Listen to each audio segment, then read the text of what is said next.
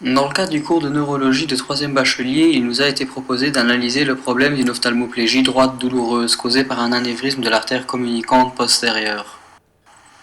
Passons désormais à quelques définitions. L'ophtalmoplégie douloureuse est une paralysie oculomotrice qui s'accompagne d'une douleur orbitaire, faciale et ou crânienne. Les étiologies d'une ophtalmoplégie douloureuse sont très nombreuses. Elles peuvent être ischémiques, vasculaires, compressives ou inflammatoires. L'anévrisme est une dilatation localisée de la paroi d'une artère, aboutissant à la formation d'une poche de taille variable, communiquant avec l'artère au moyen d'une zone rétrécie que l'on nomme le collet. Passons désormais à la description de la motricité extrinsèque et intrinsèque de l'œil. La motricité extrinsèque se caractérise par exemple lorsqu'on déplace nos yeux vers un point fixe, les neurones innervant les muscles responsables du mouvement désiré envoient une salve de potentiel d'action proportionnelle au changement de direction du regard. Une fois la cible fixée, les mêmes neurones retombent à une fréquence de potentiel d'action de base afin de maintenir un regard stable. Les mouvements horizontaux sont régis par le centre pontique de la latéralité du regard qui se situe dans la substance réticulée, alors que les verticaux proviennent des noyaux interstitiels rostraux du mésencéphale. La motricité intrinsèque contrôle le diamètre pupillaire et la courbure du cristallin.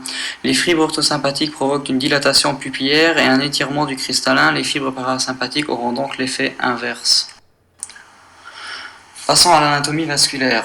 La vascularisation artérielle provient de l'artère ophtalmique, qui est une branche de la carotide interne et de la communicante postérieure, qui provient du polygone de Willis, qui se situe à la face inférieure du cerveau.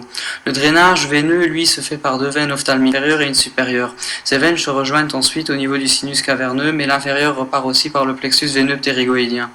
L'anévrisme de la communicante postérieure se situe le plus souvent au niveau de la réunion avec la carotide interne, juste avant de former l'artère ophtalmique. De plus, l'anévrisme donnera ce qu'on appelle un syndrome du sinus caverneux, qui se manifeste souvent par des douleurs. En effet, la dilatation peut aller comprimer le sinus et donc le nerf oculomoteur. Alors le nerf oculomoteur commun véhicule des fibres qui sont motrices pour les muscles oculaires et parasympathiques pour les muscles intrinsèques de l'œil. Le noyau de ce nerf est localisé au niveau du tegmentum du mésencéphale. Il émerge dans le sillon interpédonculaire en passant entre deux artères, la cérébrale postérieure et la cérébelleuse supérieure, et chemine ensuite latéralement à l'artère communicante postérieure. Passons à la sémiologie et au traitement. La paralysie du nerf 3 entraîne un ptosis, car le muscle releveur de la paupière n'est plus innervé. Il y a aussi la présence d'une mydriase dans la plupart des cas. Celle-ci est dite aréactive, c'est-à-dire que le diamètre ne change pas lors d'une exposition à la lumière ou lors de la convergence d'un point. En effet, le nerf oculomoteur est un nerf parasympathique. Ainsi, sans lui, l'œil est uniquement innervé par l'orthosympathique qui entraîne ces dilatations pupillaires. Le patient est également atteint d'un strabisme externe car ses muscles droits supérieurs, inférieurs, médial et oblique interne ne sont plus innervés. Ainsi, le patient est incapable de faire l'élévation, l'abaissement et l'adduction de l'œil. Il se peut que le patient soit atteint d'une diplopie, due à une différence de projection des points sur le globe oculaire, même si cette dernière est partiellement corrigée par le ptosis. La littérature prévoit une intervention chirurgicale précoce pour remédier au problème et espérer une récupération du patient. Passons au schéma physiopathologique.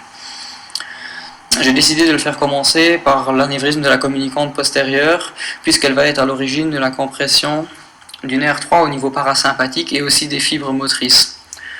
Le contingent parasympathique va ensuite entraîner l'atteinte de la pupille et du cristallin, ce qu'on peut résumer sous le terme d'ophtalmoplégie intrinsèque, et qui se caractérisera finalement par une abolition du réflexe pupilloconstricteur. La compression des fibres motrices aura une atteinte des muscles volontaires et des réflexes du globe oculaire.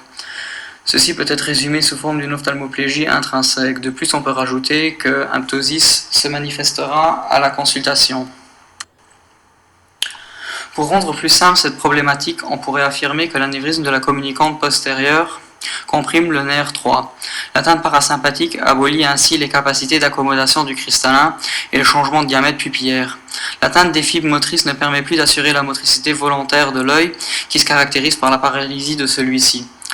Ainsi, le patient devra se soumettre à une intervention chirurgicale qui aura pour but de réduire l'anévrisme.